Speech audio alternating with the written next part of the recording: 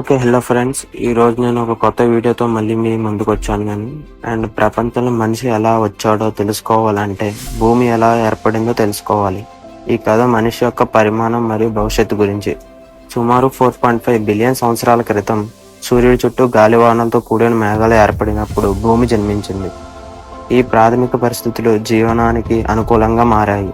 సుమారు 3.8 బిలియన్ సంవత్సరాల క్రితం సముద్రాలలో సూక్ష్మజీవులు ఏర్పడినట్లు శాస్త్రవేత్తలు భావిస్తున్నారు. ఇవి జీవన శ్రేణుల ప్రారంభం. మనందరికీ తెలుసు, డైనోసార్స్ కొన్ని సంవత్సరాల పాటు భూమిపై రాజ్యమేలేవని. ఈ కాలంలో జీవ వైద్య విజ్ఞానం విస్తరించింది. సుమారు 10,000 సంవత్సరాల క్రితం వ్యవసాయం ప్రారంభమైనది. ఈ పరిమాణం మనుషుల సమాజ నిర్మాణానికి దారితీసింది. మనిషి భూమిపై పరిమాణం అనేక మలుపులు, సవాళ్లతో కూడినది. ఈ కథ మనిషి అద్భుతమైన పరిమాణాన్ని ప్రతిబింబిస్తుంది. వ్యవసాయాన్ని ఆధారంగా చేసుకుని మనిషి శాశ్వత నివాసానికి అలవాటు పడ్డాడు. గ్రామాలు, పట్టణాలు అభివృద్ధి చెందాయి. మొదటి నాగరికతలో హర్పా, ఈజిప్ట్ వంటి ద్వారా మానవ చరిత్ర కొత్త అధ్యాయాన్ని ప్రారంభించింది.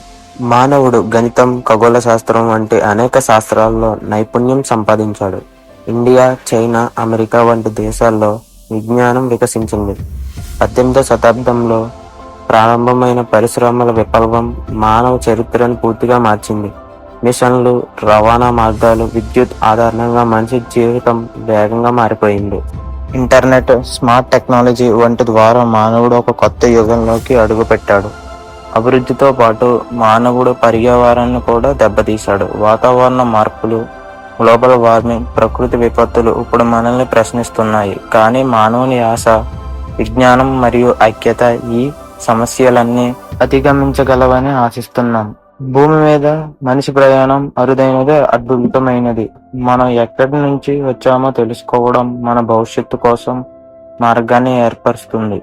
మనిషి కథ ఇదే కాదు, ఇది మొదటి అధ్యాయం మాత్రమే. ఇలాంటి టాపిక్స్ మీద ఇంకా మన ఛానల్ ఇంకా చాలా వీడియోస్ క్రియేట్ చేస్తాను. అండ్ దయచేసి మన కొత్తగా ఎవరైనా వస్తే మన ఛానల్ లైక్ చేయండి, షేర్ చేయండి, సబ్స్క్రైబ్ చేసుకోండి.